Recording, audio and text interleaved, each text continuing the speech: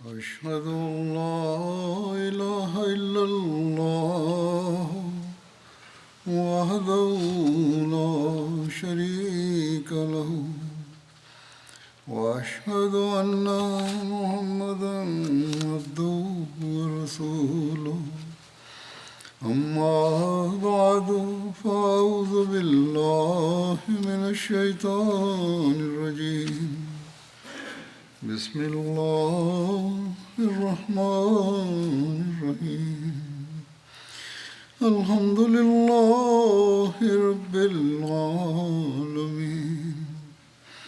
الرحمن الرحيم مالك يوم الدين إياك نعبد وإياك نستعين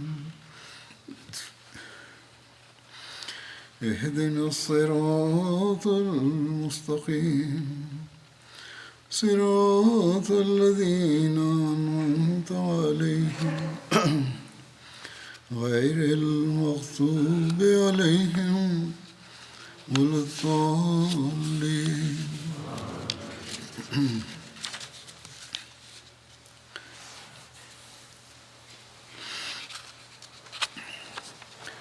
ഇന്നും ഉഹദ് യുദ്ധത്തിൻ്റെ കുറെ കൂടി വിവരണങ്ങൾ നൽകുന്നതാണ്. ഞാൻ പറഞ്ഞു വന്നതുപോലെ മലയിടുക്ക് ഒഴിവാക്കിയപ്പോൾ കാഫിര്യങ്ങൾ പിന്നിലൂടെ വന്ന് ആക്രമിച്ചു. അങ്ങനെ യുദ്ധഗതി തന്നെ മാറി. ശത്രുക്കളുടെ ആക്രമണം ഭയാനകമായിരുന്നു. ആ സമയത്ത് തിരുനബി സല്ലല്ലാഹു അലൈഹി വസല്ലം കാണിച്ച ധൈര്യത്തിൻ്റെയും ധൈര്യത്തിൻ്റെയും തൻ്റെ ഇടത്തിൻ്റെയും മാതൃക എത്തരത്തിലായിരുന്നു എന്നതിനെ സംബന്ധിച്ച് എഴുതുന്നു. വിശദാംശങ്ങൾ ഇങ്ങനെയാണ്. യുദ്ധഗതി മാറിയതിനു ശേഷം സഹാബാക്കൾക്ക് പരിഭ്രാന്തി കാരണം തങ്ങളെ തന്നെ നിയന്ത്രിക്കാൻ കഴിഞ്ഞില്ല. 4 ഭാഗത്തേക്കും അവർ ചിതറിയോടി. ഈ അസ്വസ്ഥഭരിതമായ ഘട്ടത്തിൽ 4 പാടും ശത്രു സംഘങ്ങൾ ആയിരുന്നിട്ട് പോലും നബി തിരുമേനി സല്ലല്ലാഹു അലൈഹി വസല്ലം സധൈര്യം ഉറച്ചു നിന്നു. സഹാബാക്കൾ അസ്വസ്ഥരായി ഓടുന്നത് കണ്ടപ്പോൾ നബി സല്ലല്ലാഹു അലൈഹി വസല്ലം അവരെ വിളിച്ചു പറഞ്ഞു, അല്ലയോ ഇന്ന മനുഷ്യ, എൻ്റെ അടുത്തേക്ക് വരൂ, ഞാൻ അള്ളാഹുവിൻ്റെ റസൂലാകുന്നു. അതേസമയം 4 ഭാഗത്തു നിന്നും ശത്രുക്കളുടെ ശരവർഷം തുടർന്നുകൊണ്ടേയിരുന്നു. ഒരു നിവേദനത്തിൽ പറയുന്നു, നബി സല്ലല്ലാഹു അലൈഹി വസല്ലം ഉച്ചത്തിൽ ഇങ്ങനെ വിളിച്ചു പറഞ്ഞു, അനൻ നബിയു ലാ കസിബ് അനബിനു അബ്ദുൽ മുത്തലിബ് അന അബ്ദുൽ അവാത്തിഖ്. ഞാൻ പ്രവാചകനാകുന്നു, അതിൽ വേദമില്ല. ഞാൻ അബ്ദുൽ മുത്തലിബിൻ്റെ മകനുമാകുന്നു. ഞാൻ അവാത്തിഖ്, അതായത് ആത്തിക്കമാരുടെ സന്തതിയാകുന്നു. പൊതുവിൽ ചരിത്ര ഗ്രന്ഥങ്ങളിൽ ഇങ്ങനെ എഴുതിയിരിക്കുന്നു, ഇത് നബി സല്ലല്ലാഹു അലൈഹി വസല്ലം ഹുനൈൻ യുദ്ധത്തിലാണ് പറഞ്ഞത്. എന്നാൽ നബി സല്ലല്ലാഹു അലൈഹി വസല്ലം ഇതേ വാക്കുകൾ തന്നെ ഉഹദ് യുദ്ധത്തിലും പറഞ്ഞതായിരിക്കാം, ഹുനൈൻ യുദ്ധത്തിലും പറഞ്ഞിട്ടുണ്ടാകാം. ഇവിടെ അവാത്തിക്കിനെ കുറിച്ചും പരാമർശമുണ്ട്. അവാത്തിക്ക് ആത്തിക്ക എന്നതിൻ്റെ ബഹുവചനമാകുന്നു. ആത്തിക്ക എന്ന പേരിൽ ഒന്നിലധികം മഹിളകൾ നബി തിരുമേനി സല്ലല്ലാഹു അലൈഹി വസല്ലമിൻ്റെ മാതാമഹികളും പിതാമഹികളുമായിട്ടുണ്ടായിരുന്നു. ഒന്ന് ആത്തിക്ക ബിൻത്ത് ഹിലാൽ ആണ്. അവർ അബ്ദു മനാഫിൻ്റെ മാതാവായിരുന്നു. രണ്ടാമത്തേത് ആത്തിക്ക ബിൻത്ത് മറയാകുന്നു. ഇവർ ഹാഷിം ബിൻ അബ്ദു മനാഫിൻ്റെ മാതാവാകുന്നു. മൂന്നാമത്തേത് ആത്തിക്ക ബിൻത്ത് ഔക്കസ് ആകുന്നു. ഇവർ വഹബ്, അതായത് ഹസരത്ത് ആമിനയുടെ പിതാമഹി ആയിരുന്നു. ഒരു നിവേദനമനുസരിച്ച് ഇവർ 9 സ്ത്രീകൾ ഉണ്ടായിരുന്നു. അതിൽ 3 പേർ ബനു സുലൈമിൽ ഉള്ളവരും 6 പേർ മറ്റുള്ളവരിൽപ്പെട്ടവരുമായിരുന്നു. ഇവരെല്ലാം നബി സല്ലല്ലാഹു അലൈഹി വസല്ലമിൻ്റെ വല്യമ്മമാരായിരുന്നു.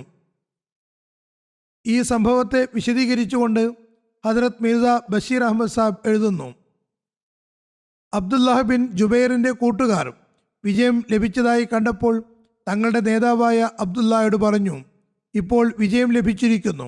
മുസ്ലിങ്ങൾ യുദ്ധം മുതൽ സ്വരുക്കൂട്ടാൻ തുടങ്ങിയിരിക്കുന്നു. ഞങ്ങൾക്കും സൈന്യത്തോടൊപ്പം ചേരാൻ താങ്കൾ അനുമതി നൽകിയാലും. അബ്ദുല്ല അവരെ തടയുകയും നബി സല്ലല്ലാഹു അലൈഹി വസല്ലം നൽകിയ ആവർത്തിച്ചുള്ള നിർദ്ദേശം ഓർമ്മപ്പെടുത്തുകയും ചെയ്തു. എന്നാൽ അവർ യുദ്ധവിജയത്തിൽ എല്ലാം മറക്കുകയായിരുന്നു. അതുകൊണ്ട് അവർ പിന്മാറാൻ കൂട്ടാക്കിയില്ല. നബി സല്ലല്ലാഹു അലൈഹി വസല്ലം പറഞ്ഞതിൻ്റെ ഉദ്ദേശം പൂർണ്ണമായും സമാധാനമാകുന്നതുവരെ മലയിടുക്ക് ഉപേക്ഷിക്കരുത് എന്നായിരുന്നു. എന്നാൽ ഇപ്പോൾ വിജയം കൈവന്നിരിക്കുന്നു. അതുകൊണ്ട് പോകുന്നത് കൊണ്ട് പ്രശ്നമില്ല. അബ്ദുള്ള ജുബൈറും അദ്ദേഹത്തിൻ്റെ 5 കൂട്ടുകാരും ഒഴികെ മറ്റാരും തന്നെ മലയിടുക്കിൽ കാവലിനുണ്ടായിരുന്നില്ല. ഖാലിദ് ബിൻ വലീദിന്റെ ദീർഘദൃഷ്ടി പ്രസ്തുത മലയിടുക്കിലേക്ക് തിരിഞ്ഞു. ദൂരെ നിന്ന് മലയിടുക്കിലേക്ക് നോക്കിയപ്പോൾ അവിടെ കാലിയാണെന്ന് കണ്ടു. അങ്ങനെ അദ്ദേഹം അവിടേക്ക് കുതിച്ചു. അദ്ദേഹത്തിന് മുന്നിൽ ഇക്രിമ ബിൻ അബീ ജഹലും ബാക്കിയായ സൈന്യത്തെയും കൂട്ടി അതിശീഘ്രം അവിടേക്കെത്തി. ഈ 2 സൈന്യങ്ങളും നിമിഷനേരം കൊണ്ട് അബ്ദുല്ല ബിൻ ജുബൈറിനെയും അദ്ദേഹത്തിന്റെ കൂട്ടുകാരെയും ഷഹീദാക്കി. ഇസ്ലാമിക സേനയുടെ അടുത്ത് വരെ എത്തി. ഓർക്കാപ്പുറത്ത് അക്രമമാണ് നടത്തിയത്. മുസ്ലിങ്ങൾ വിജയം കാരണം അശ്രദ്ധരായിരുന്നു. 4 ഭാഗത്തേക്കും ചിതറിപ്പിരിഞ്ഞിരുന്നു. ഓർക്കാപ്പുറത്തുണ്ടായ ഈ മുസീബത്തിൽ പരിഭ്രാന്തരായി. എങ്കിലും സ്വയം നിയന്ത്രിച്ച് തിരിച്ച് കാഫ്രീങ്ങളുടെ ആക്രമണത്തെ പ്രതിരോധിക്കാൻ ആഗ്രഹിച്ചു. ആ സമയത്ത് കൗശലക്കാരനായ ഒരു ശത്രു ഉച്ചത്തിൽ ഇങ്ങനെ വിളിച്ചു പറഞ്ഞു: അല്ലയോ മുസ്ലിങ്ങളെ, നിങ്ങളുടെ മറുഭാഗത്തുകൂടെയും കാഫ്രീങ്ങൾ നിങ്ങളെ വലയം ചെയ്തിരിക്കുന്നു. അതായത് ആ ഭാഗത്തുകൂടെയും ആക്രമിച്ചിരിക്കുന്നു.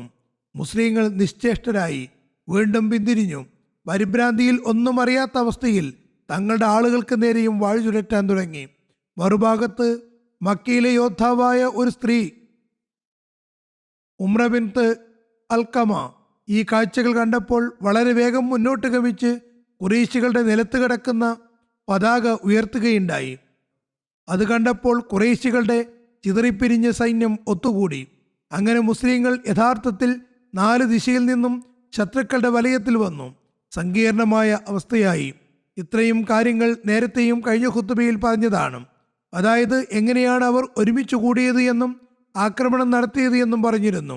അതിനെ തുടർന്ന് ആ സമയത്ത് നബി സല്ലല്ലാഹു അലൈഹി വസല്ലം ഒരു ഉയർന്ന സ്ഥലത്ത് നിന്ന് ഈ കാഴ്ചകളെല്ലാം കാണുന്നുണ്ടായിരുന്നു.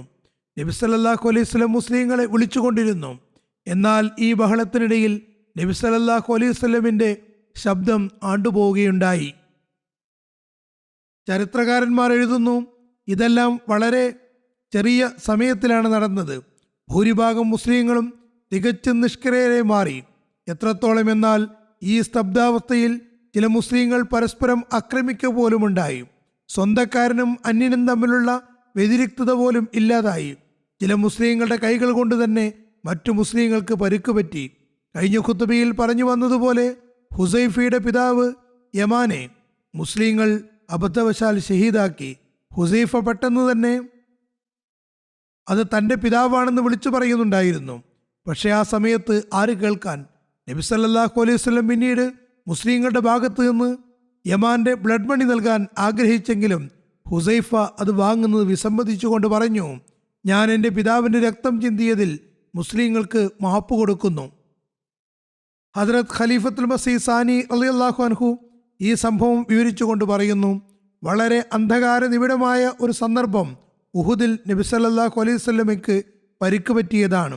മുസ്ലിങ്ങളുടെ വിജയം പരാജയത്തിലേക്ക് മാറുന്നതിനുള്ള സംഭവങ്ങൾ ഒരുമിച്ച് കൂടാൻ തുടങ്ങി. ഈ യുദ്ധത്തിൽ ഒരു മലയിടുക്കിൽ നബി സല്ലല്ലാഹു അലൈഹി വസല്ലം ചില ആളുകളെ നിർത്തിയിരുന്നു.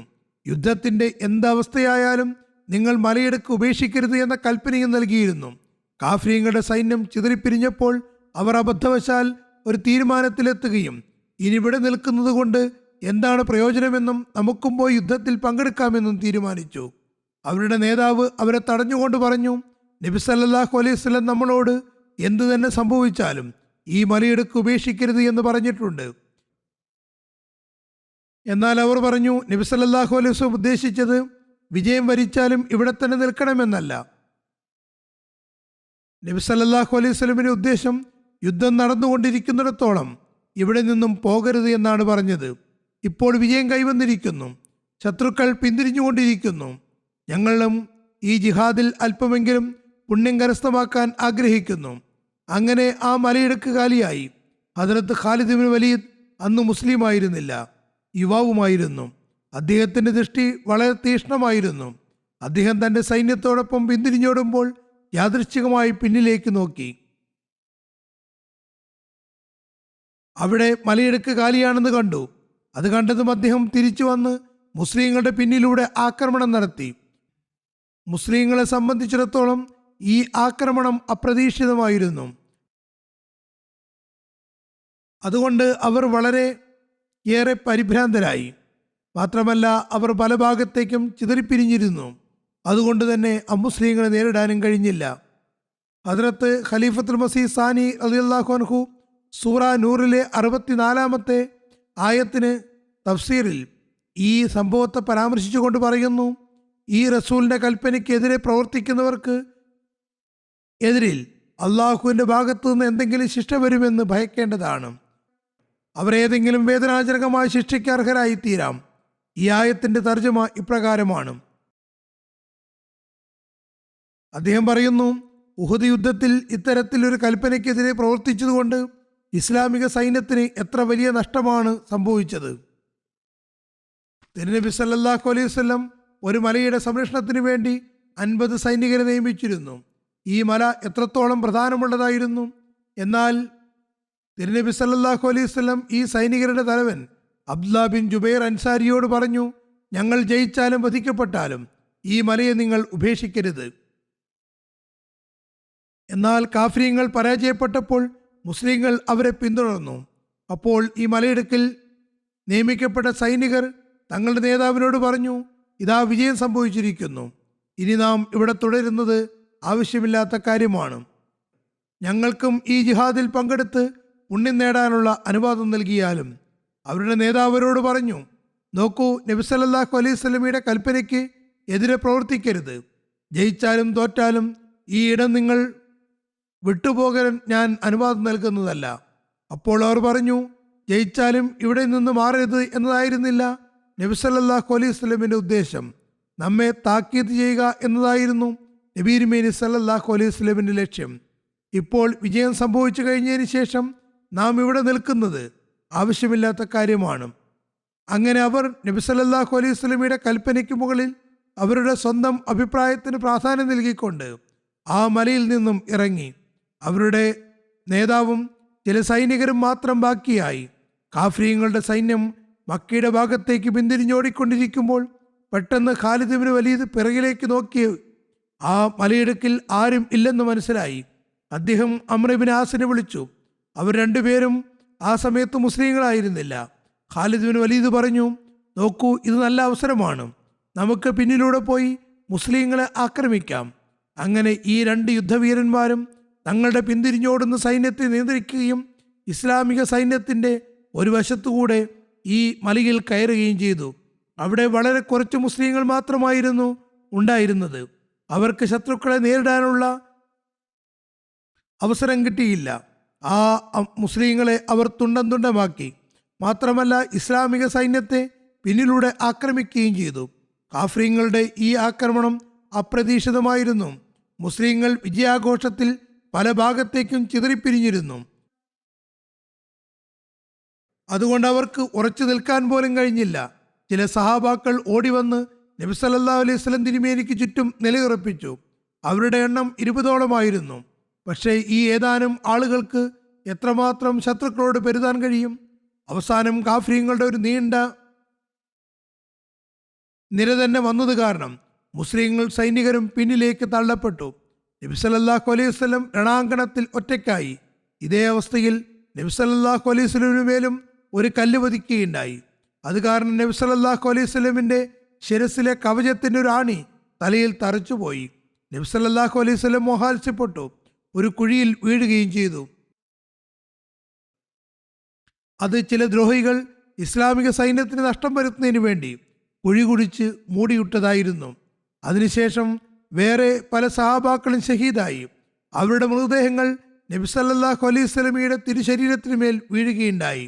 നബി സല്ലല്ലാഹു അലൈഹി വസല്ലം വഫാത്തായി എന്ന് സഹാബാക്കൾക്കിടയിൽ കിംവദന്തി പരക്കുകയുണ്ടായി. കാഫിര്യങ്ങളുടെ നീണ്ട നിര കാരണം പിന്നിലേക്ക് സഹാബാക്കൾ തള്ളപ്പെട്ടിരുന്നു. കാഫിര്യങ്ങൾ പിന്നിലേക്ക് മാറിയപ്പോൾ തന്നെ മുസ്ലിങ്ങൾ നബി സല്ലല്ലാഹു അലൈഹി വസല്ലമിൻ്റെ ചുറ്റിലും കൂടി. അവർ നബി സല്ലല്ലാഹു അലൈഹി വസല്ലമയെ കുഴിയിൽ നിന്ന് പുറത്തേക്ക് എത്തിച്ചു. കുറച്ചു നേരം കഴിഞ്ഞപ്പോൾ നബി സല്ലല്ലാഹു അലൈഹി വസല്ലമിൻ്റെ മോഹാത്സ്യാവസ്ഥ മാറി. നബി സല്ലല്ലാഹു അലൈഹി വസല്ലം രണാങ്കണത്തിൽ മുസ്ലിങ്ങളെ ഒരുമിച്ച് കൂട്ടുന്നതിന് വേണ്ടി പറഞ്ഞയക്കുകയുണ്ടായി. നബി സല്ലല്ലാഹു അലൈഹി വസല്ലം അവരെയും കൂട്ടി മലയുടെ താഴ്വാരത്തേക്ക് പോയി. ഇസ്ലാമിക സൈന്യത്തിന് കാഫിര്യങ്ങൾക്ക് മേലുണ്ടായ വിജയത്തിന് ശേഷം സംഭവിച്ച താൽക്കാലിക പരാജയത്തിൻ്റെ ആഘാതം ഏൽക്കാനിട വന്നത് നബി സല്ലല്ലാഹു അലൈഹി വസല്ലമയുടെ ഒരു നിർദ്ദേശത്തെ അവഗണിച്ചതുകൊണ്ടായിരുന്നു. നബി സല്ലല്ലാഹു അലൈഹി വസല്ലമയുടെ നിർദ്ദേശങ്ങൾക്കനുസരിച്ച് പ്രവർത്തിക്കുന്നതിന് പകരം സ്വയം വിശകലനം നടത്തി പ്രവർത്തിക്കുകയായിരുന്നു.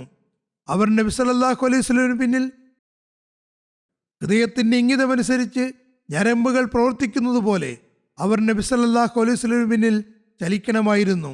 നബി സല്ലല്ലാഹു അലൈഹി വസല്ലമയുടെ കൽപ്പന പാലിക്കുന്നതിന് മുഴുവൻ ലോകത്തിനും തങ്ങളുടെ ജീവൻ ത്യജിക്കേണ്ടി വന്നാലും അതിനൊന്നും ഒരു പ്രസക്തിയും ഉണ്ടാകുമായിരുന്നില്ല. അവർ സ്വയം വിശകലനം നടത്തി മലയിടുക്ക് ഉപേക്ഷിച്ചില്ലായിരുന്നുവെങ്കിൽ തങ്ങൾക്ക് വിജയം ലഭിച്ചാലും തങ്ങൾ കൊല്ലപ്പെടുകയാണെങ്കിലും നിങ്ങൾ അവിടെ നിന്ന് മാറരുത് എന്നതായിരുന്നു അവർക്ക് നൽകപ്പെട്ട കൽപ്പന. അത് പാലിക്കപ്പെട്ടിരുന്നുവെങ്കിൽ ശത്രുക്കൾക്ക് വീണ്ടും ആക്രമിക്കുന്നതിന് അവസരം ലഭിക്കുകയോ നബി സല്ലല്ലാഹു അലൈഹി വസല്ലം സഹാബാക്കൾക്കും എന്തെങ്കിലും നഷ്ടം വരികയോ ചെയ്യുമായിരുന്നില്ല.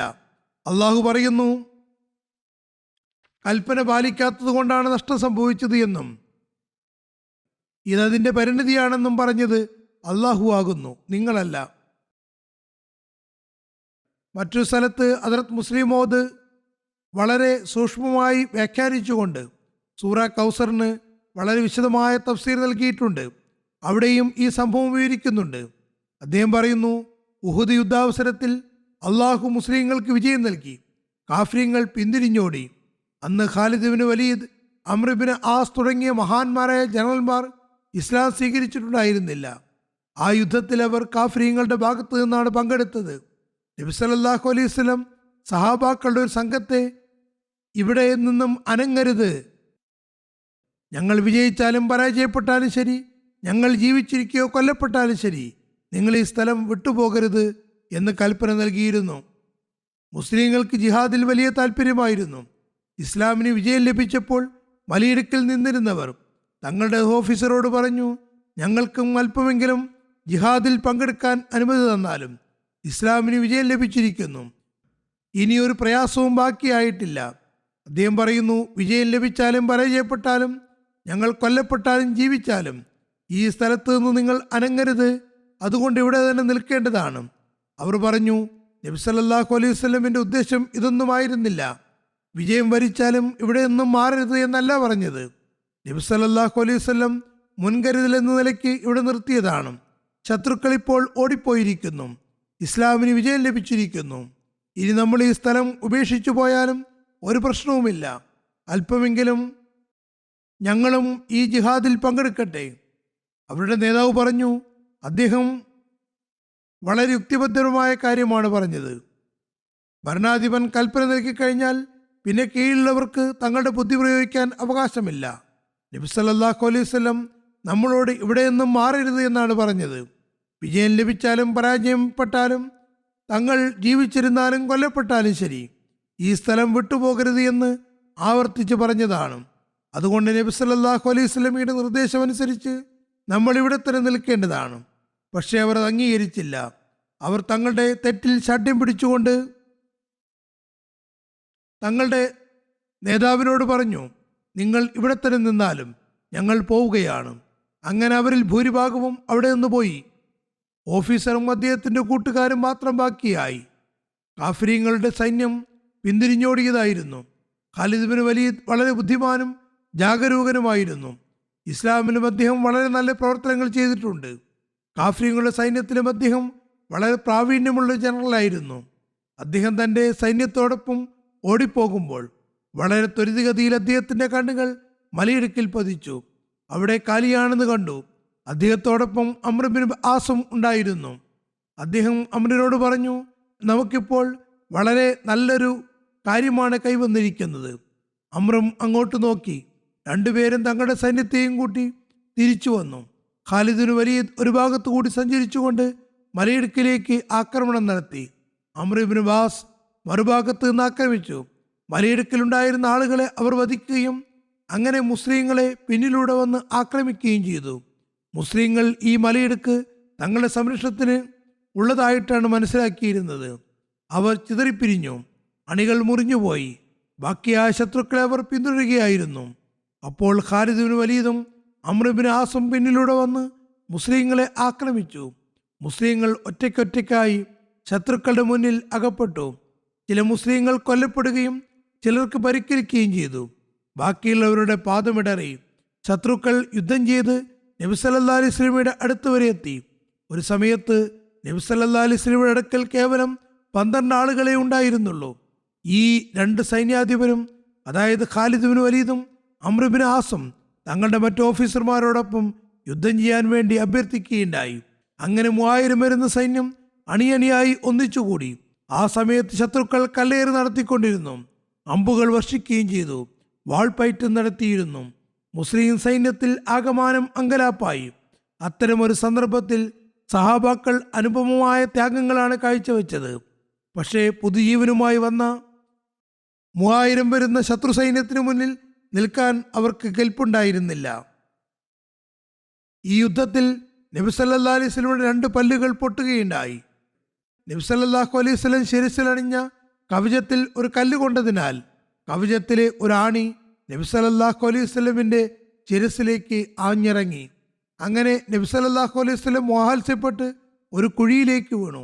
നബി സല്ലല്ലാഹു അലൈഹി വസല്ലമയുടെ അടുത്ത് നിന്നിരുന്ന സഹാബാക്കളുടെ മൃതദേഹങ്ങൾ നബി സല്ലല്ലാഹു അലൈഹി വസല്ലമയുടെ മേലെ വന്ന് വീഴാൻ തുടങ്ങി.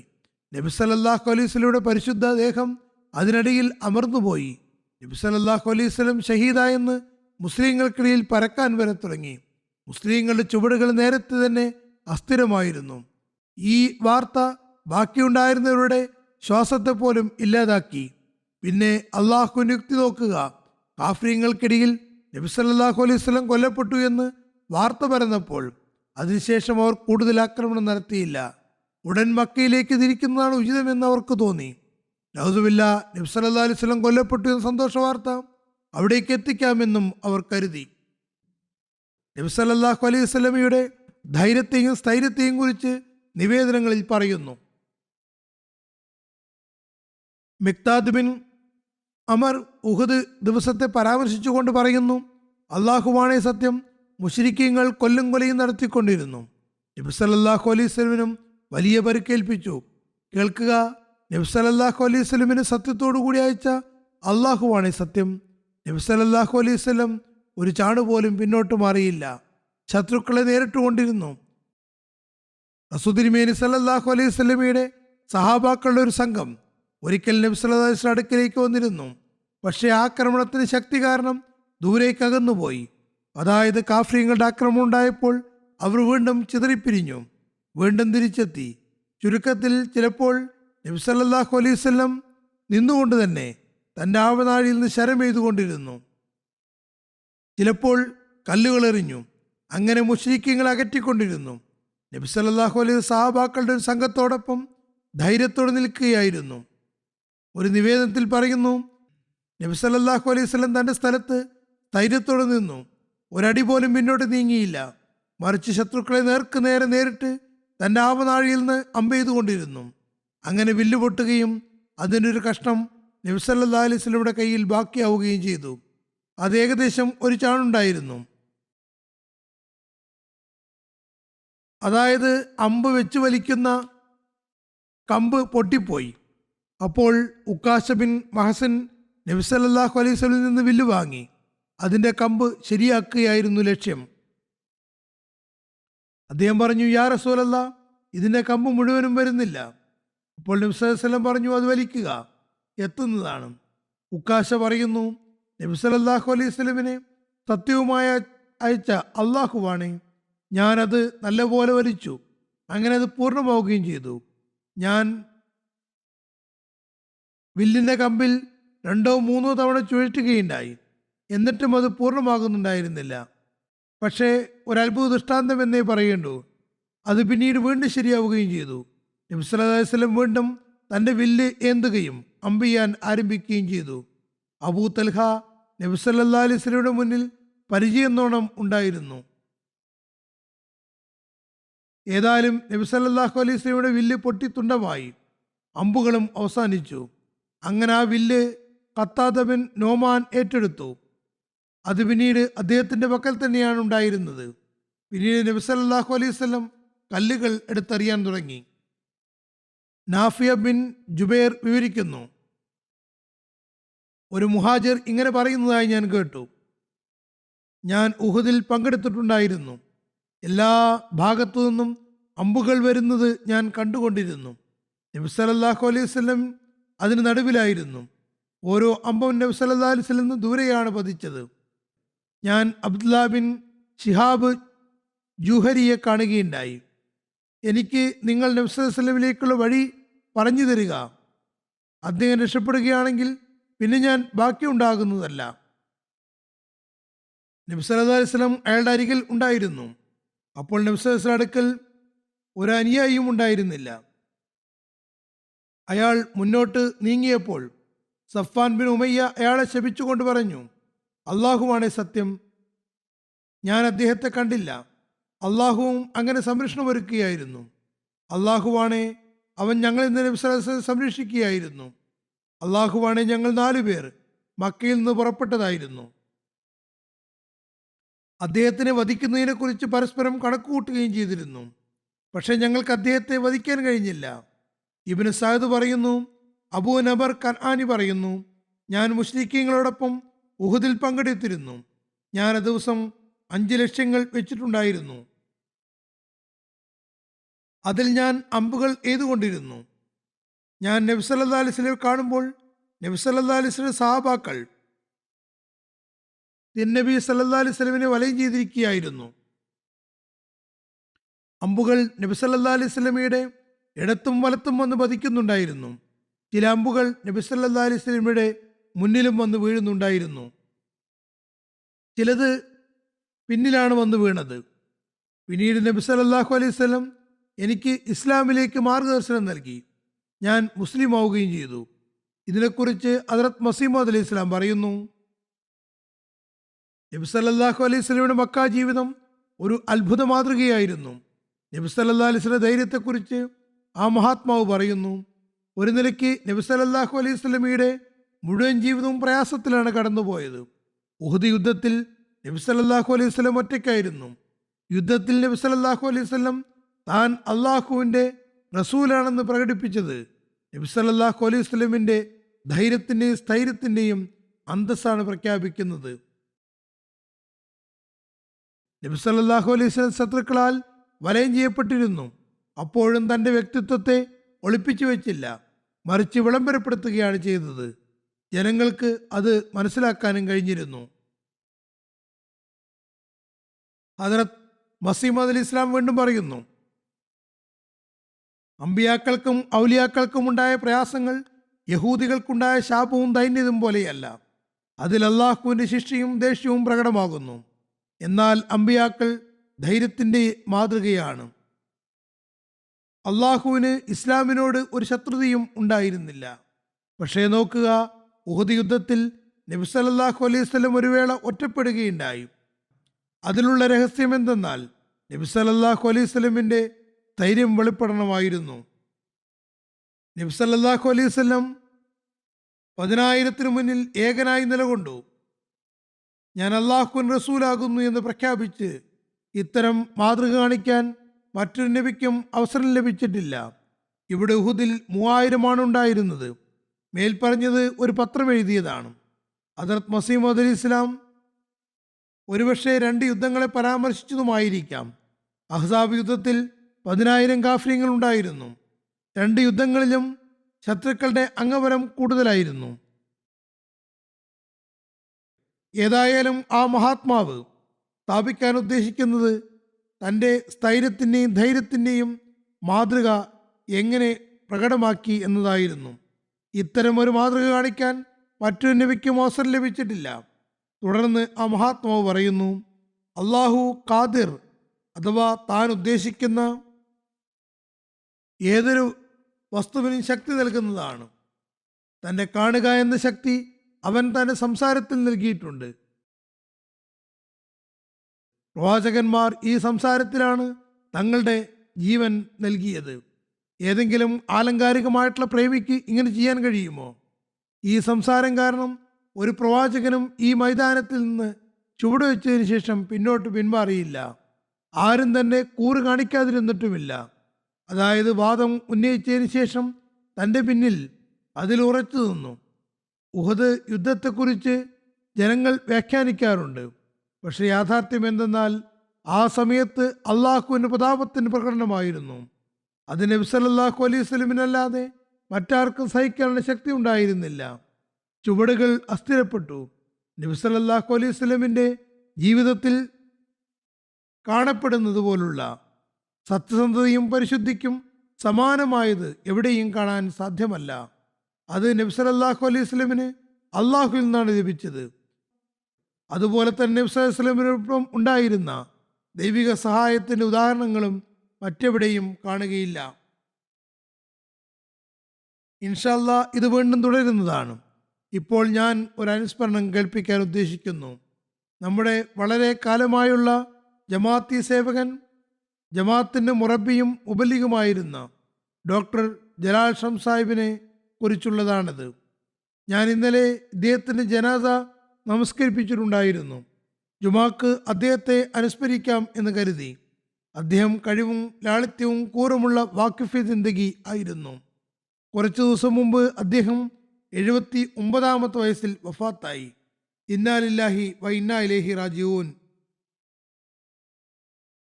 1969 ജാമിയ അഹമ്മദിയിൽ നിന്ന് ഷാഹിദ് ഡിഗ്രി അദ്ദേഹം വളരെ നല്ല മാർക്കോട് കൂടിയാണ് പാസ്സായത്. കുറച്ചു കാലം പാകിസ്ഥാനിലെ വിവിധ സ്ഥലങ്ങളിൽ പ്രവർത്തിച്ചിരുന്നു. അതിനകത്ത് ഖലീഫത്തുൽ മസീഹ് സാലിസിന്റെ നിർദ്ദേശപ്രകാരം അദ്ദേഹത്തെ പാകിസ്ഥാനിലെ ഇസ്ലാമാബാദിലേക്ക് അയച്ചു. തുടർന്ന് തുർക്കി ഭാഷയിൽ ഉന്നത വിദ്യാഭ്യാസത്തിനു വേണ്ടി 1974 തുർക്കിയിലേക്കും അയക്കുകയുണ്ടായി. അവിടെ നിന്ന് അദ്ദേഹം തുർക്കി ഭാഷയിൽ നല്ല മാർക്കോടുകൂടി PhD കരസ്ഥമാക്കി. പിന്നീട് അദ്ദേഹം ഖലീഫത്തുൽ മസീഹ് റാബി റഹ്മത്തുള്ളാഹി തആല അൻഹുവിൻ്റെ നിർദ്ദേശപ്രകാരം UK-യിൽ വന്നു. ഇവിടെ അദ്ദേഹത്തിന് UK-യിലും പിന്നെ ജർമ്മനിയിലും മുബല്ലിഗായി സേവനമനുഷ്ഠിക്കാൻ തൗഫീക്ക് ലഭിച്ചു. അതുകൊണ്ട് അദ്ദേഹത്തെ അറിയുന്ന പലരും എഴുതുന്നത് UK-യിലും ജർമ്മനിയിലും തുർക്കിയിലും അദ്ദേഹത്തിന് വളരെ വലിയ സൗഹൃദ വലയമുണ്ടായിരുന്നു. ഏതായിരുന്നാലും പിന്നീട് UK-യിൽ തുർക്കി ഡെസ്കിൻ്റെ ഇൻചാർജായി നിയമിക്കപ്പെട്ടു. മരണം വരെയും ഈ സ്ഥാനത്ത് വളരെ ആത്മാർത്ഥതയോടെയും പ്രയത്നത്തോടെയും സേവനങ്ങൾ ചെയ്തുകൊണ്ടിരുന്നു. വളരെ നല്ല തെളിഞ്ഞ ബുദ്ധി അള്ളാഹു അദ്ദേഹത്തിന് നൽകിയിരുന്നു. തുർക്കിയിൽ വെച്ച് അദ്ദേഹം തുർക്കി ഭാഷയിൽ ഡിഗ്രി കരസ്ഥമാക്കുമ്പോൾ ഇസ്താംബൂൾ യൂണിവേഴ്സിറ്റിയിൽ അദ്ദേഹത്തിന് പ്രൊഫസർ എന്ന നിലയ്ക്കും ജോലിക്കുള്ള ഓഫർ ലഭിച്ചിരുന്നു. നല്ല ജോലിയും നല്ല ശമ്പളവുമായിരുന്നു. അദ്ദേഹം അത് ഖലീഫത്തുൽ മസീഹ് റാബി റളിയല്ലാഹു തആലയോട് മാർഗദർശനം തേടിയപ്പോൾ ഹുസൂർ അത് ചെയ്യരുത് എന്നോ ചെയ്യണമെന്നോ പറഞ്ഞില്ല. അദ്ദേഹം പറഞ്ഞു, നിങ്ങൾ എന്ത് ആഗ്രഹിക്കുകയാണെങ്കിലും അത് തന്നെ ദുആ ചെയ്തുകൊണ്ട് നല്ലവണ്ണം ആലോചിച്ച് തീരുമാനം എടുക്കുക. അങ്ങനെ അദ്ദേഹം ദുആ ചെയ്തു. അള്ളാഹുവിൻ്റെ സമുദ്രത്തിൽ തൻ്റെ വഖഫിന് പ്രാധാന്യം നൽകുകയും ജോലി വാഗ്ദാനം ഉപേക്ഷിക്കുകയും ചെയ്തു. 2022 തുർക്കിയിൽ സന്ദർശനം നടത്തുന്നതിനിടയിൽ അവിടെ 2 സുഹൃത്തുക്കളോടൊപ്പം തബ്ലീഗ് ചെയ്തുവെന്ന കാരണത്താൽ കൽത്തുറുങ്കിൽ അടയ്ക്കപ്പെട്ടു. 4.5 മാസം അങ്ങനെ ജയിൽവാസത്തിനും ഭാഗ്യം ലഭിച്ചു. അദ്ദേഹത്തിൻ്റെ പ്രധാന പ്രവർത്തനങ്ങളിൽ തൻ്റെ സുഹൃത്തുക്കളോടൊപ്പം വിശുദ്ധ ഖുർആൻ തുർക്കി ഭാഷയിൽ തർജ്ജമ ചെയ്തതും ഉൾപ്പെടുന്നു. അതുകൂടാതെ ഡസൻ കണക്കിന് പുസ്തകങ്ങളും ഹദ്റത്ത് മസീഹ് മൗഊദ് അലൈഹി ഇസ്ലാമിൻ്റെ ഗ്രന്ഥങ്ങളും അദ്ദേഹം തർജ്ജമ ചെയ്തിട്ടുണ്ട്. ഇതിനു പുറമെ നിരവധി തബ്ലീഗ് തർബിയത്തി നോട്ട്സുകളും ട്രാക്കുകളും എഴുതി പ്രസിദ്ധീകരിക്കുകയും ചെയ്തിട്ടുണ്ട്. വളരെ ഉന്നതനായ വ്യക്തിത്വമായിരുന്നു. ഗ്രന്ഥപാരായണത്തിൽ നല്ല താല്പര്യമുള്ള ആളുമായിരുന്നു. ഹദ്റത്ത് മസീഹ് മൗഊദ് അലൈഹി സ്വലാത്തു വസ്സലാമിൻ്റെയും ഖലീഫമാരുടെയും ഗ്രന്ഥങ്ങളും പ്രഭാഷണങ്ങളും സസൂക്ഷ്മം പാരായണം ചെയ്തിരുന്നു. പ്രസ്തുത പുസ്തകങ്ങളിൽ തന്നെ നോട്ട്സുകളും എഴുതി വച്ചിരുന്നു. ജമാഅത്തി ഗ്രന്ഥങ്ങൾക്ക് പുറമെ ജമാഅത്തിൻ്റേതല്ലാത്ത വിവിധ വൈജ്ഞാനിക പുസ്തകങ്ങളും വായിക്കാൻ താല്പര്യമുണ്ടായിരുന്നു. വളരെ കാര്യശേഷിയുള്ള ആളായിരുന്നു. തൻ്റെ സുഹൃത്തുക്കളുമായുള്ള വൈജ്ഞാനിക സംഭാഷണങ്ങളിൽ വളരെ ആഴത്തിൽ സൂക്ഷ്മമായ സംഗതികൾ വിവരിക്കുമായിരുന്നു. അദ്ദേഹത്തിന് മനസ്സിലാകാത്ത കാര്യങ്ങൾ വരുമ്പോൾ ഒരു തരത്തിലുള്ള അഹങ്കാരവും കാണിക്കാതെ സീനിയർ മുറബിമാരോട് മാർഗദർശനം തേടിയിരുന്നു. ഭാഷകൾ പഠിക്കാൻ ദൈവദത്തമായ കഴിവും പ്രാവീണ്യവും ഉണ്ടായിരുന്നു. ഉറുദുവും പഞ്ചാബിയും മാതൃഭാഷകളായിരുന്നു. അതുകൂടാതെ തുർക്കി ഭാഷയിലും അദ്ദേഹം PhD ചെയ്യുകയും അസാധാരണമായ പ്രാവീണ്യം കരസ്ഥമാക്കുകയും ചെയ്തു. അതുപോലെ ഇംഗ്ലീഷ്, അറബി, ജർമ്മൻ, ഫാർസി ഭാഷകളും സംസാരിക്കുമായിരുന്നു. മാത്രമല്ല ചിലപ്പോൾ ഹദ്റത്ത് ഖലീഫത്തുൽ മസീഹ് റാബിഈന്റെ സദസ്സുകളിൽ അറബി പരിഭാഷയും ചെയ്യുമായിരുന്നു. സറായിക്ക് ഭാഷയും സംസാരിക്കുമായിരുന്നു. ഇദ്ദേഹം തുടക്കത്തിൽ ഖുത്ബകൾ ലൈവ് തർജ്ജമയുമായിരുന്നു. ലൈവ് തർജ്ജമയല്ല, മറിച്ച് ഖുത്ബ കഴിഞ്ഞ ഉടൻ തന്നെ അതിൻ്റെ തർജ്ജമ കേൾപ്പിക്കുമായിരുന്നു. തുർക്കിക്കാരായ ആളുകളും അദ്ദേഹത്തിൻ്റെ തുർക്കി ഭാഷയെയും പദസമ്പത്തിനെയും പ്രത്യേകം പരാമർശിച്ചിരുന്നു. അദ്ദേഹത്തിന് നല്ല പ്രഭാഷണത്തിനും പ്രബന്ധരചനയ്ക്കും കഴിവുണ്ടായിരുന്നു. ഏതായാലും അദ്ദേഹം നിരവധി ഗുണങ്ങളുടെ വ്യക്തിത്വമായിരുന്നു. അള്ളാഹുവിനോടും അടിയാറോടുമുള്ള കടമകളും നിർവഹിക്കുമായിരുന്നു. ബന്ധുക്കളാണെങ്കിലും അല്ലെങ്കിലും എല്ലാവരോടും സ്നേഹത്തോടെ പെരുമാറിയിരുന്നു. ഒരുപാട് ആളുകൾ അദ്ദേഹത്തെക്കുറിച്ച് എനിക്ക് കത്തുകൾ എഴുതിയിരിക്കുന്നു. സഹാനുഭൂതിയുള്ള ആളും നാട്യങ്ങളില്ലാത്ത വ്യക്തിയുമായിരുന്നു. അദ്ദേഹവുമായിട്ടുള്ള കൂടിക്കാഴ്ചകളിൽ അദ്ദേഹം മായാത്ത ഓർമ്മകളാണ് ബാക്കി വച്ചിരുന്നത്. അള്ളാഹുൽ തവക്കൽ ചെയ്യുന്ന വ്യക്തിത്വമായിരുന്നു. ദരിദ്രരെയും അഗതികളെയും നിസ്സഹായരെയും നിശബ്ദമായി സഹായിച്ചിരുന്നു. ഖിലാഫത്തിനോട് അങ്ങേയറ്റത്തെ സ്നേഹവും അനുരക്തിയും പ്രകടമായിരുന്നു. സത്യസ്വപ്നങ്ങൾ കാണുന്ന വ്യക്തിത്വമായിരുന്നു. ഒരുപാട് സിക്റിലാഹിയും ചെയ്യുമായിരുന്നു. അള്ളാഹു അദ്ദേഹത്തിൻ്റെ പദവികൾ ഉയർത്തുമാറാകട്ടെ. അദ്ദേഹത്തിൻ്റെ മക്കൾക്കും ഭാര്യയ്ക്കും സബറും സഹനവും പ്രദാനം ചെയ്യുമാറാകട്ടെ. അദ്ദേഹത്തിൻ്റെ നന്മകൾ തുടർന്നു കൊണ്ടുപോകാൻ അവർക്ക് തൗഫീക്ക് നൽകുകയും ചെയ്യുമാറാകട്ടെ. 3 ജനാസ ഗായിബ് നമസ്കരിക്കുന്നതാണ്. അതിലടുത്ത അനുസ്മരണം മുഹമ്മദ് ബാംബടി സാഹിബിൻ്റെതാണ്. ഇദ്ദേഹം കഴിഞ്ഞ ദിവസം 106-ാമത്തെ വയസ്സിൽ വഫാത്തായി. രേഖകളിൽ അദ്ദേഹത്തിന് പ്രായം 106 ഉണ്ട്. ചില രേഖകളിൽ 109 വയസ്സ് എന്നുമുണ്ട്. ഏതായിരുന്നാലും കുറഞ്ഞത് 106 വയസ്സുണ്ടായിരുന്നു. അള്ളാഹുവിൻ്റെ അനുഗ്രഹത്താൽ മൂസി ആയിരുന്നു. അദ്ദേഹത്തിൻ്റെ കുടുംബത്തിൽ ചൗധരി അബ്ദുൽ കരീം സാഹിബ് മുഖേനയാണ് അഹമ്മദിയത്തെത്തിയത്. അദ്ദേഹം 1918-19 കാലത്താണ് ബയ്യത്ത് ചെയ്തത്.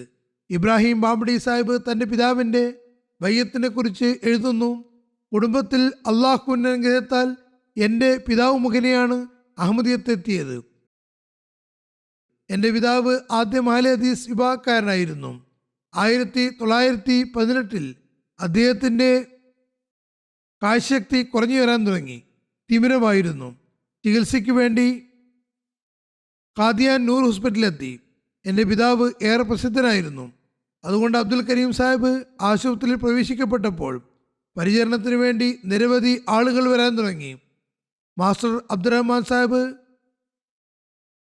മറ്റ് വലിയ പല ആളുകളും വന്നുകൊണ്ടിരുന്നു. അവർ ചൗധരി സാഹിബിനെ നല്ലപോലെ പരിചരിച്ചു.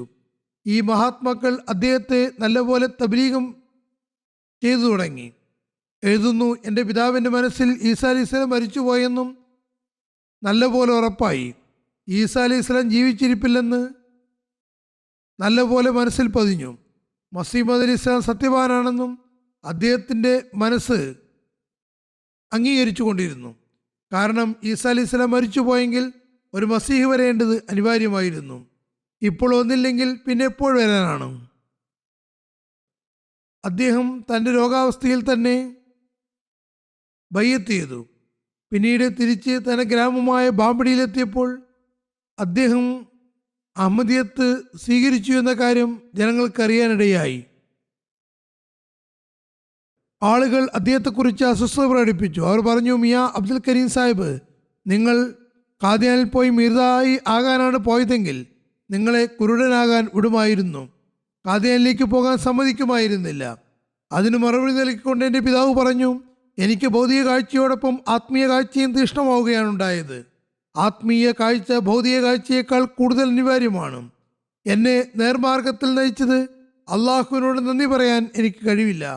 ഹദ്റത്ത് മസീഹ് അലൈഹി ഇസ്ലാം സത്യവാനാണെന്ന് എനിക്ക് തികച്ച ഉൾക്കാഴ്ചയോടെ പറയാൻ കഴിയും. ഗ്രാമക്കാർക്ക് ഹദ്രത്ത് മസീമോദ് അലി ഇസ്ലാമിനോട് വലിയ ദേഷ്യമായിരുന്നു. മൗലവിമാർ തങ്ങളുടെ മനസ്സിൽ ഒരുപാട് വിഷം നിറച്ചിരുന്നു. അങ്ങനെ അവർ അദ്ദേഹത്തോട് പറഞ്ഞു, താങ്കൾ മഹദിയാണെന്ന് വാദിച്ചാൽ ഞങ്ങൾ താങ്കൾ അംഗീകരിക്കുന്നതാണ്, പക്ഷേ മിർസ ഗുലാം മുഹമ്മദിന് അംഗീകരിക്കാൻ കഴിയില്ല. അപ്പോൾ അദ്ദേഹത്തിൻ്റെ പിതാവ് പറഞ്ഞു, നോക്കുക, ഇത് തന്നെയാണ് സത്യസാക്ഷ്യത്തിനുള്ള അടയാളം. ഞാൻ അദ്ദേഹത്തെ സത്യവാനാണ് എന്ന് മനസ്സിലാക്കിയത് കൊണ്ടാണ് വിശ്വസിച്ചത്. നിങ്ങളും അദ്ദേഹത്തെ അംഗീകരിക്കണം. ഏതായാലും അദ്ദേഹത്തിൻ്റെ പിതാവ് ബാംബടി സാഹിബിനെയും അദ്ദേഹത്തിൻ്റെ ചെറിയ സഹോദരനെയും ഖാദിയാനിലെ മദ്രസ അഹമ്മദിയയിൽ ചേർത്തു. 1926 5 മൈലുകളോളം ദൂരം യാത്ര ചെയ്താണ് പഠിക്കാൻ വന്നിരുന്നത്. അദ്ദേഹത്തിൻ്റെ പിതാവ് 1931 വഫാത്തായി. അപ്പോൾ അദ്ദേഹത്തിൻ്റെ സഹോദരങ്ങൾ ഞങ്ങളുടെ ഉമ്മയോട് പറഞ്ഞു, ഈ 2 സഹോദരങ്ങളെയും, അതായത് ഇബ്രാഹിം ബാംബടി സാഹിബിനെയും അദ്ദേഹത്തിൻ്റെ ചെറിയ സഹോദരനെയും ഖാദിയനിലേക്ക് അയക്കേണ്ട, ഒരുപാട് ദൂരം പോകേണ്ടതുണ്ട്. ഇവിടെ അടുത്ത് തന്നെയുള്ള സ്കൂളിൽ പ്രവേശനം വാങ്ങാം. എന്നാൽ ഉമ്മ പറഞ്ഞു, അതെനിക്ക് ചെയ്യാൻ കഴിയില്ല. അവരുടെ ഉപ്പ അവർക്ക് മദ്രസാമതിയിലാണ് ചേർത്തത്. അവർ മദ്രസാമതിയിൽ തന്നെ പഠിക്കുന്നതാണ്.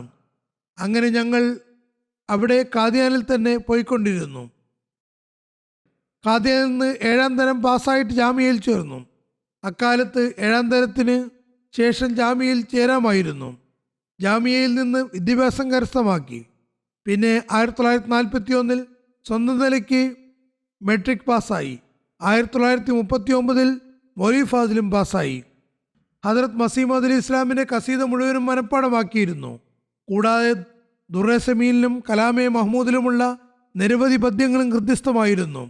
നിരവധി ഉദ്ധരണികളും കാണാപ്പാടമാക്കിയിട്ടുണ്ടായിരുന്നു. വളരെ വേഗം റഫറൻസ് നൽകുമായിരുന്നു. 1939 പഞ്ചാബ് യൂണിവേഴ്സിറ്റിയിൽ നിന്ന് മൗലവി ഫാസിൽ പാസ്സായതിനു ശേഷം അദ്ദേഹം ജീവിതം വഖഫ് ചെയ്തു. അങ്ങനെ അത് ഖലീഫത്തുൽ മസീഹ് സാനിയയുടെ സവിധത്തിലെത്തി. അദ്ദേഹം ഓഫീസ് ജോലികൾ പഠിക്കാൻ നിർദ്ദേശിച്ചു. 1944 ജനുവരി 1-ാം തീയതി മദ്രസാമതിയിൽ ദീനിയാത്ത് അറബി വിഷയങ്ങളുടെ അധ്യാപകനായി നിയമിക്കപ്പെട്ടു. 1941 മുതൽ 47 വരെ ജമാഅത്തി സേവനങ്ങളിൽ വ്യാപൃതനായിരുന്നു. 41 മുതൽ 44 വരെ 3 വർഷം ഹദരത്ത് മീർസ ബഷീർ അഹമ്മദ് സാഹിബിൻ്റെ പേഴ്സണൽ സെക്രട്ടറിയായും പിന്നീട് നസാർത്ത് ബൈത്തുൽ മാലിലും ജോലി ചെയ്തു. ഹദരത്ത് മുസ്ലിം മൗദ് റളിയല്ലാഹു തആല അൻഹു അദ്ദേഹത്തോട് പടികൾ പഠിക്കാൻ നിർദ്ദേശം നൽകിയിരുന്നു. 1947 ഖാദിയാനിൽ താലീമുൽ ഇസ്ലാം റബൂയിൽ സേവനത്തിന് തൗഫീക്ക് ലഭിച്ചു. 1974 വരെ അദ്ദേഹം സേവനം ചെയ്തുകൊണ്ടേയിരുന്നു. 74 സ്കൂളിൽ നിന്ന് റിട്ടയറായി. പിന്നീട് 1975 മുതൽ 94 വരെ വഖഫ് ജദീദ് ഇൻസ്പെക്ടറായി വഖഫ് ജദീദിലും തുടർന്ന് നാസിം ഇർഷാദായും സേവനം ചെയ്തു. ഹദരത്ത് ഖലീഫത്തുൽ മസീഹ് റാബി ഹദരത്ത് മിർസ താഹിർ അഹമ്മദ് സാഹിബിൻ്റെ കൂടെ പ്രവർത്തിച്ചിട്ടുണ്ട്. അദ്ദേഹത്തിൻ്റെ കൂടെ പര്യടനങ്ങൾ ചെയ്തിട്ടുമുണ്ട്. പ്രശ്നങ്ങൾ നല്ലപോലെ കൈകാര്യം ചെയ്യുമായിരുന്നു. മൗലവികളെ പഠിപ്പിക്കാനുള്ള കർത്തവ്യം സ്വയം ചെയ്തിട്ടുണ്ട്. ദാറുൻ നസർ മൊഹല്ലയിലെ സദറായി 50 വർഷത്തിലധികം സേവനം ചെയ്യാനുള്ള തൗഫീക്ക് ലഭിച്ചിട്ടുണ്ട്. ഇമാമു സ്വലാത്തുമായിരുന്നു. തറാവിഹും നമസ്കരിപ്പിക്കാറുണ്ടായിരുന്നു. വിശുദ്ധ ഖുർആനും ഒരുപാട് മനഃപ്പാഠമാക്കിയിട്ടുണ്ടായിരുന്നു. അദ്ദേഹത്തിൻ്റെ ഒരു മകൾ പറയുന്നു, കുടുംബക്കാരോടുള്ള അദ്ദേഹത്തിൻ്റെ പെരുമാറ്റം മാതൃകായോഗ്യമായിരുന്നു. പ്രഭുവയ്ക്ക് പുറത്ത് താമസിച്ചിരുന്ന കുടുംബക്കാരുടെ മക്കൾ ഞങ്ങളുടെ വീട്ടിൽ താമസിച്ചാണ് പഠിച്ചിരുന്നത്. അദ്ദേഹത്തിൻ്റെ നീണ്ടതും മെലിഞ്ഞതും ഊർജ്ജസ്വലവുമായ ജീവിതത്തിൻ്റെ രഹസ്യം അതിരാവിലെ ഫജ്ർ നമസ്കാരത്തിന് വേണ്ടി എഴുന്നേൽക്കുകയും ധാരാളം സിക്റിലാഹി ചെയ്യുകയും നടക്കുന്ന പ്രകൃതവും സൈക്കിളിൽ സ്കൂളിലും ഓഫീസിലും പോകുന്നതുമായിരുന്നു. വളരെ സാധാരണ ഭക്ഷണമാണ് കഴിച്ചിരുന്നത്. ഉള്ളതിൽ തൃപ്തിപ്പെടുന്ന ക്ഷമാശീലനായ വ്യക്തിയായിരുന്നു. ഖലീഫമാരോട് അവാച്യമായ സത്യസന്ധമായ സ്നേഹമായിരുന്നു. ഞങ്ങളെല്ലാവരും വിദേശത്തായിരുന്നു. അദ്ദേഹത്തോട് ഞങ്ങളുടെ അടുത്ത് വരാൻ പറഞ്ഞാൽ അദ്ദേഹം പറയുമായിരുന്നു, മുസ്ലിം മൗദിൻ്റെ ഖബറിൽ എനിക്ക് എല്ലാ ദിവസവും പോയി ദുആ ചെയ്യാനുണ്ട്, അതുകൊണ്ട് എനിക്കിവിടെ നിന്ന് വരാൻ സാധ്യമല്ല. ഹദ്രത്ത് മുസ്ലിം മൗദ് റളിയല്ലാഹു അൻഹുവിനോട് ഒരു പ്രത്യേക സ്നേഹമായിരുന്നു. ആരെങ്കിലും അദ്ദേഹത്തോട് ദുആക്ക് വേണ്ടി പറഞ്ഞാൽ അദ്ദേഹം ഇങ്ങനെ പറയുമായിരുന്നു: ആദ്യം കാലത്തിൻ്റെ ഖലീഫയ്ക്ക് ദുആക്ക് വേണ്ടി കത്തെഴുതുക, പിന്നെ ഞാൻ ദുആ ചെയ്യുന്നതാണ്. തുടർന്ന് കൈ ഉയർത്തി അയാൾക്ക് വേണ്ടി ദുആ ചെയ്യുമായിരുന്നു. ഉറങ്ങുന്നതിന് മുമ്പ് ഹദ്റത്ത് മസീഹ് മൗഊദ് അലൈഹി ഇസ്ലാമിൻ്റെ കസീദ മുഴുവനും ഒരാവർത്തി ചൊല്ലുമായിരുന്നു. മകൾ തുടർന്ന് എഴുതുന്നു: എൻ്റെ പിതാവ് ഒരു സ്വപ്നത്തെക്കുറിച്ച് അധികവും പറയാറുണ്ടായിരുന്നു. അത് അദ്ദേഹത്തിൻ്റെ പിതാവ്, അതായത് മകളുടെ വല്യുപ്പ കണ്ടതായിരുന്നു. ഇബ്രാഹിം ഒരു ഈന്തപ്പന വൃക്ഷത്തിൽ കയറുന്നു, അല്ല അദ്ദേഹം ഓടുകയാണ്. എവിടെയെങ്കിലും വീഴുമെന്ന് തോന്നുന്നുണ്ട്. പക്ഷേ കാണെ മരത്തിൻ്റെ അറ്റം വരെ എത്തി. അതായത് എൻ്റെ പിതാവ് ഈ സ്വപ്നത്തിൻ്റെ വ്യാഖ്യാനം തൻ്റെ ദീർഘായുസ്സും വിജ്ഞാനവുമാണെന്ന് മനസ്സിലാക്കിയിരുന്നു. പാകിസ്ഥാനിലെ നാസർ ദീവാൻ ഷേഖ് മുബാറക് അഹമ്മദ് സാഹിബ് പറയുന്നു: ഞാൻ അദ്ദേഹത്തിൻ്റെ ശിഷ്യനുമായിരുന്നു. പിന്നെ ടീച്ചർ എന്ന നിലയ്ക്കും അദ്ദേഹത്തിന് സഹപ്രവർത്തകനായിരുന്നു. ബോർഡിങ്ങിൽ ബാംബടി സാഹിബ് നീണ്ടകാലം ട്യൂട്ടറായും സേവനം ചെയ്തിട്ടുണ്ട്. ബോർഡിങ്ങിൽ അനഹമ്മദിയായ കുട്ടികളോടെല്ലാം വളരെ നല്ല വാത്സല്യത്തോടെയാണ് പെരുമാറിയിരുന്നത്. ഓരോ കുട്ടിയുടെയും സ്വഭാവത്തിനനുസരിച്ച് അവർക്ക് വെവ്വേറെ രീതിയിൽ ശിക്ഷണം നൽകിയിരുന്നു. നമസ്കാരത്തിൽ ഇമാമത്തിന് വേണ്ടി നിർത്തുമായിരുന്നു. ഓരോ കുട്ടിയുടെയും നമസ്കാരം പ്രത്യേകം ശ്രദ്ധിച്ചിരുന്നു. വളരെ സ്നേഹവാത്സ്യമുള്ള വ്യക്തിയായിരുന്നു. ഞാനും അദ്ദേഹത്തിൻ്റെ ശിഷ്യനായിരുന്നിട്ടുണ്ട്. അദ്ദേഹം എന്നോട് കാർക്കശ്യവും കാണിച്ചിരുന്നു. പിന്നീട് ഞാൻ നാസർ ആലായപ്പോൾ അദ്ദേഹത്തിൻ്റെ കാർക്കശ്യത്തെക്കുറിച്ച് ഓർമ്മപ്പെടുത്തിയപ്പോൾ അദ്ദേഹം ചിരിക്കുമായിരുന്നു. ഏതായാലും സഹാനുഭൂതിയുള്ള ആളായിരുന്നു. കാർക്കശ്യം നന്മയ്ക്ക് വേണ്ടിയായിരുന്നു. സദർ എന്ന ഉത്തരവാദിത്തം വളരെ നല്ല നിലയിൽ നിറവേറ്റി. അദ്ദേഹം പറയുമായിരുന്നു: ഒരു പുരുഷനും ഇല്ലാത്ത അവസ്ഥയിൽ സ്ത്രീകൾ മാത്രം താമസിക്കുന്ന വീടുകൾ ഏതൊക്കെയാണെന്ന് എനിക്കറിയാം. പുരുഷന്മാർ പുറത്തു പോകുമ്പോൾ അല്ലെങ്കിൽ യാത്രയിലായിരിക്കുമ്പോൾ ഞാൻ ബസാറിൽ പോകാനിട വന്നാൽ ആ വീടുകളുമായെല്ലാം കോണ്ടാക്ട് ചെയ്ത് പട്ടണത്തിൽ വല്ല ആവശ്യവുമുണ്ടെങ്കിൽ എന്നോട് പറയണമെന്നും ആവശ്യപ്പെടുമായിരുന്നു. അദ്ദേഹത്തിന് ഒരു സഞ്ചിയും പേനയും കടലാസും ഉണ്ടായിരുന്നു. ഏതെല്ലാം സാധനങ്ങളാണ് കൊണ്ടുവരേണ്ടത് എന്ന് അതിൽ എഴുതുമായിരുന്നു. പിന്നെ ഓരോ വീട്ടിലും അവർക്കുള്ള സാധനങ്ങൾ എത്തിക്കുമായിരുന്നു. പോസ്റ്റ് ഓഫീസിൽ നിന്ന് വല്ല കത്തുമുണ്ടെങ്കിൽ അത് വാങ്ങിയും കൊടുത്തിരുന്നു. ഇനി അക്ഷരാഭ്യാസമില്ലാത്ത വല്ലവരും കത്ത് വായിച്ചു കൊടുക്കാൻ പറഞ്ഞാൽ അതും ചെയ്യുമായിരുന്നു. നല്ല സൂക്ഷിപ്പുകാരനായിരുന്നു. ഒരാളുടെ കാര്യം മറ്റൊരാളോട് പറയുമായിരുന്നില്ല. സദർ മൊഹല്ല ആയതുകൊണ്ട് ചില സ്ത്രീകൾ ഭർത്താക്കന്മാരുടെ കുറ്റങ്ങളും അദ്ദേഹത്തോട് പറഞ്ഞിരുന്നു. അദ്ദേഹം അവർക്ക് അസ്വസ്ഥതയില്ലാത്ത വിധത്തിൽ അവരെ സന്ദർഭാനുസരണം ഉപദേശിക്കുമായിരുന്നു. പ്രശ്നങ്ങൾ നല്ലപോലെ നിർദ്ധാരണം ചെയ്യാൻ കഴിയുമായിരുന്നു. മൊഹല്ലയിലുള്ള എല്ലാ സ്ത്രീ പുരുഷന്മാരും കുട്ടികളും അദ്ദേഹത്തെ പിതാവിനെ പോലെയുള്ള വാത്സല്യമുള്ള ആളായിട്ടാണ് കണ്ടത്. വാസ്തവത്തിൽ ഇതാണ് ഭാരവാഹികൾ. എങ്ങനെയാണ് ജനങ്ങളുമായി ഇഴുകിച്ചേരേണ്ടത് എന്നും എങ്ങനെ അവർക്ക് പരിഷ്കരണം ഉണ്ടാക്കാമെന്നും മനസ്സിലാക്കണം. മുബല്ലിഗുമാരെയും ഉപദേശിക്കുമായിരുന്നു. നിങ്ങൾ ഹദ്റത്ത് മസീഹ് ഇസ്ലാമിൻ്റെ പദ്യങ്ങൾ മനസ്പാഠമാക്കണം. ഇന്ന പദ്യങ്ങൾ വായിക്കുക, അതിലെല്ലാം ഉപദേശങ്ങളുണ്ട് എന്ന് പറയുമായിരുന്നു. താൻ എല്ലാ ദിവസവും ഖസീദ പാരായണം ചെയ്തതിന് ശേഷമാണ് ഉറങ്ങാറുള്ളത് എന്നും പറഞ്ഞിരുന്നു. ഇത് മുറബിമാർക്കുള്ള ഉപദേശം കൂടിയാണ്. അദ്ദേഹം ജീവിച്ചിരിക്കുമ്പോൾ അദ്ദേഹത്തിൻ്റെ ഒരു മകളെ ഗ്രാമത്തിൽ നിന്ന് റബൂയിലേക്ക് വരുന്ന വഴി ഷഹീദാക്കുകയുണ്ടായി. അദ്ദേഹം വളരെ സഹനത്തോടും ക്ഷമയോടും കൂടി ഈ ദുഃഖം സഹിച്ചു. മറ്റൊരു മകൾ ലണ്ടനിൽ വഫാത്തായി. ആ സമയത്ത് അദ്ദേഹം രോഗിയായിരുന്നു. അപ്പോഴും വളരെ സഹനത്തോടു കൂടി ആ പ്രയാസവും സഹിക്കുകയുണ്ടായി. മാത്രമല്ല മറ്റുള്ളവരോടും സബർ ചെയ്യാൻ ഉപദേശിക്കുകയും ചെയ്തിരുന്നു. ഏതായാലും അദ്ദേഹം എല്ലാ നിലയ്ക്കും വളരെ വിജയപ്രദമായ നീണ്ട ജീവിതമാണ് നയിച്ചത്. അദ്ദേഹം എപ്പോഴും പറയുമായിരുന്നു: അടുത്ത ലോകം ഇഹലോകത്തേക്കാൾ വളരെ മനോഹരമാണ്. അള്ളാഹു അദ്ദേഹത്തിൻ്റെ പദവികൾ ഉയർത്തുമാറാകട്ടെ. അദ്ദേഹത്തിൻ്റെ മക്കൾക്കും അദ്ദേഹത്തിൻ്റെ നന്മകൾ തുടരാൻ തൗഫീക്ക് നൽകുമാറാകട്ടെ. അടുത്ത ജനാസ യൂസുഫ് ജാരെ സാഹിബിൻ്റെതാകുന്നു. ഘാന നിവാസിയായിരുന്നു. കഴിഞ്ഞ ദിവസം വഫാത്തായി. ഇന്നാ ലില്ലാഹി വ ഇന്നാ ഇലൈഹി റാജിഊൻ. ഘാനയിലെ അമീർ മിഷണറി ഇൻചാർജ് എഴുതുന്നു: മർഹൂം മൂസിയും വളരെ ആത്മാർത്ഥതയുള്ള അഹമ്മദിയുമായിരുന്നു. വ്യത്യസ്ത ജമാഅത്തി സേവനങ്ങൾ നിർവഹിച്ചിട്ടുണ്ട്. നല്ല രീതിയിൽ ജമാഅത്തിന് സേവനം ചെയ്യാൻ തൗഫീക്ക് ലഭിച്ചിരുന്നു. വഫാത്ത് വേളയിൽ റൂണ്ടായ അഹമ്മദിയ സീനിയർ ഹൈസ്കൂളിലെ ബോർഡ് ഓഫ് ചെയർമാനായിരുന്നു. വിദ്യാഭ്യാസ വകുപ്പുമായിട്ട് ബന്ധപ്പെട്ടാണ് പ്രവർത്തിച്ചിരുന്നത്. റിട്ടയർമെൻറ്റിന് മുമ്പ് പോർട്ട് ട്രിസണിലും പിന്നീട് കുമാസിയിലും അഹമ്മദിയ സീനിയർ സ്കൂളിൻ്റെ ഹെഡ് മാസ്റ്ററായി സേവനം ചെയ്തിരുന്നു. യൂസുഫ് സാഹിബിന് ഘാന മജ്ലിസ് ഖുദാമുൽ അഹമ്മദിയ സദറായി സേവനം ചെയ്തിട്ടുണ്ട്. അതിലത്ത് ഖലീഫത്തുൽ മസീർ ആബി 1988 പര്യടനത്തിന് പോയപ്പോൾ ഖുദാമുൽ അഹമ്മദിയ സദർ എന്ന നിലയ്ക്ക് സെക്യൂരിറ്റി സംബന്ധമായും ഒരുപാട് സേവനങ്ങൾ ചെയ്തിട്ടുണ്ട്. മർഹൂം വിദ്യാഭ്യാസ വകുപ്പുമായി ബന്ധപ്പെട്ട വ്യക്തിയായതുകൊണ്ട് അഹമ്മദി യുവാക്കളുടെ വിദ്യാഭ്യാസ കാര്യത്തിൽ എപ്പോഴും ശ്രദ്ധാലുവായിരുന്നു. അദ്ദേഹത്തിൻ്റെ ഒരു പേരക്കുട്ടി ഇപ്പോൾ മുറബിയായി സേവനം ചെയ്തുകൊണ്ടിരിക്കുന്നു. അള്ളാഹു അദ്ദേഹത്തോട് പൊറുമയോടും കാരുണ്യത്തോടും വർത്തിക്കുമാറാകട്ടെ. അടുത്ത അനുസ്മരണം ഘാനയിലെ അൽഹാജ് ഉസ്മാൻ ബിൻ ആദം സാഹിബിൻ്റെതാണ്. ഇദ്ദേഹം 81-ാമത്തെ വയസ്സിൽ കുറച്ചു ദിവസം മുമ്പ് വഫാത്തായി. ഇന്നാലില്ലാഹി വ ഇന്നാ ഇലൈഹി റാജിഊൻ.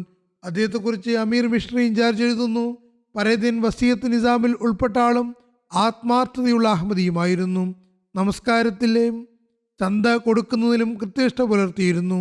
ജമാഅത്തി സേവനങ്ങളിൽ എപ്പോഴും മുൻപന്തിയിലുണ്ടായിരുന്നു.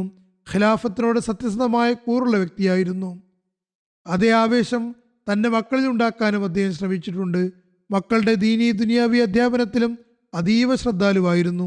വിശുദ്ധ ഖുർആൻ ഫാനിറ്റി ഭാഷയിലുള്ള തർജ്ജമയിലും അദ്ദേഹത്തിന് വലിയ പങ്കുണ്ട്. വിശുദ്ധ ഖുർആൻ ഫാനിറ്റി ഭാഷയിൽ തർജ്ജമ ചെയ്തു, അതിൽ പങ്കാളിയാവുകയും ചെയ്തു. അദ്ദേഹത്തിൻ്റെ ഭാര്യ പറയുന്നു, അദ്ദേഹം വളരെ സഹിഷ്ണുതയുള്ള വ്യക്തിയും സ്നേഹമുള്ള വ്യക്തിയും ആയിരുന്നു. 2012 അള്ളാഹുവിൻ്റെ അനുഗ്രഹത്താൽ ഹജ്ജ് ചെയ്യാനും സൗഭാഗ്യം ലഭിച്ചിരുന്നു. ജമാഅത്തിലെ നിരവധി ആളുകൾക്ക് അദ്ദേഹം ഖുർആൻ പഠിപ്പിച്ചിട്ടുണ്ട്. അള്ളാഹു അദ്ദേഹത്തോട് പൊറുമയോടെയും കരുണയോടെയും വർത്തിക്കുമാറാകട്ടെ. അദ്ദേഹത്തിൻ്റെ മക്കൾക്കും അദ്ദേഹത്തിൻ്റെ നന്മകൾ തുടരുന്നതിന് തൗഫീഖ് നൽകുമാറാകട്ടെ.